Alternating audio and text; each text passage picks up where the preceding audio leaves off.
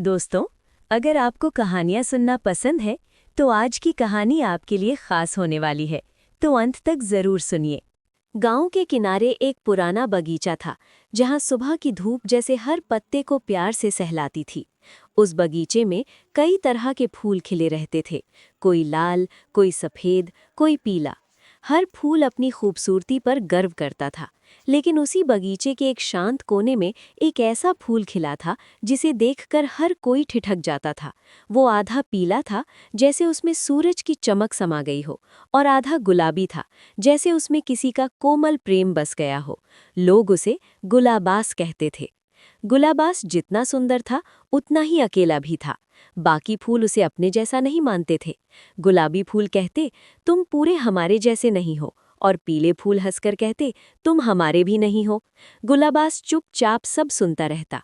उसके भीतर एक सवाल बार बार उठता, क्या अलग होना ही मेरी गलती है?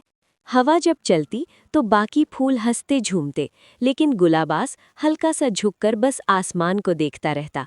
उसे लगता जैसे वो इस बगीचे में होते हुए भी कहीं का नहीं है। रात को जब चांद निकलता तो उसकी आधी पीली पंखुड़ियाँ फीकी पड़ जाती और आधी गुलाबी चांदनी में चमकने लगती। वो अपने ही रंगों को देखकर सोचता, काश मैं भी एक जैसा होता, शायद तब कोई मुझे अपनाता। एक दिन दोपहर के समय एक छोटी सी बच्ची बगीचे में आई। उसके चेहरे पर मासूमियत थी और आंखों में एक अजीब सी उदासी। वो धीरे धीरे फूलों को देखती हुई आगे बढ़ रही थी। जब उसकी नज़र गुलाबास पर पड़ी तो वो वहीं रुक गई। उसने धीरे से कहा, तुम कितने अलग हो और कितने सुंदर भी। गुलाबास ने पहली बार किसी के शब्दों में अपने लिए अपनापन महसूस किया। बच्ची ने उसे छुआ नहीं, बस उसके पास बैठ गई। वो रोज आने लगी, कभी कुछ नहीं तोड़ती, बस गुलाबास को देखती और उससे बातें करती। वो कहती, मेरी माँ कहती थी कि दुनिया में सबसे सुंदर वही होता है जो सबसे अलग होता है, लेकिन अब माँ बीमार है और मुझे उनकी बातों पर विश्वास करने वाला कोई नहीं मिलता। गुलाबास हर दिन उसे सुनता।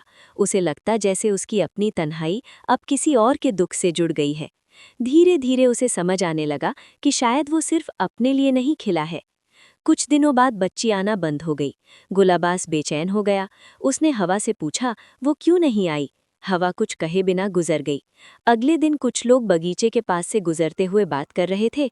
बेचारी बच्ची, उसकी माँ की हालत बहुत खराब है, इलाज के लिए पैसे भी नहीं है। ये सुनकर गुलाबास के भीतर कुछ टूट सा गया। उसे पहली बार अपने होने का एक मतलब समझ आया।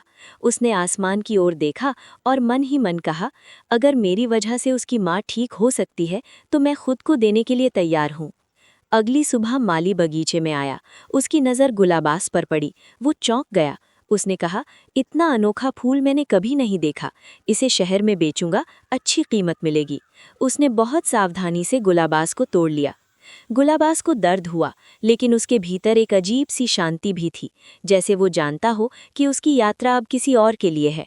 माली उसे शहर ले गया। वहाँ एक आदमी ने उसे देखा और तुरंत खरीद लिया। वो वही आदमी था जो गांव में बच्ची के घर के पास रहता था।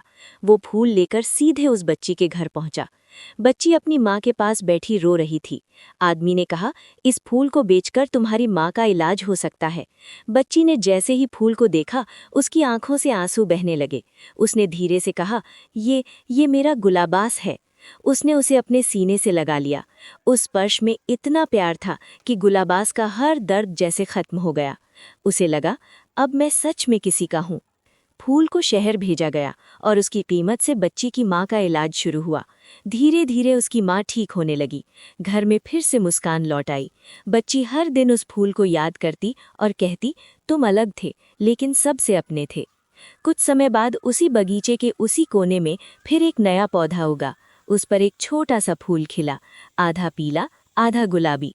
हवा ने उसे धीरे से छुआ, जैसे किसी पुरानी कहानी को दोहरा रही हो। अब बगीचे के बाकी फूल उसे अजीब नज़रों से नहीं देखते थे। वे जानते थे कि अलग होना कोई कमी नहीं होती, बल्कि वही किसी की जिंदगी में रोशनी बन सकता है। जब भी हवा चलती, उस बगीचे में एक अनकही आवाज़ गूंजती, जो अपने रंगों को अपनाता है वही दुनिया को सबसे ज्यादा रंग दे पाता है, और जो खुद को दे देता है वही सबसे ज्यादा खिलता है। गुलाबाज की कहानी खत्म नहीं हुई थी, क्योंकि उसका रंग अब हर उस दिल में बस चुका था जिसने कभी खुद को अलग महसूस किया था। फ्लावर, अगर आपको ये कहानी अच्छी लगी हो तो प्लीज़ इसे लाइक करके हमारा हौसला बढ़ाइए। और हाँ, ऐसे ही और कहानियाँ सुनने के लिए चैनल को सब्सक्राइब करना मत भूलिएगा। घंटी दबाइए ताकि अगली कहानी सीधे आप तक पहुँचे। तो मिलते हैं अगली कहानी में। धन्यवाद।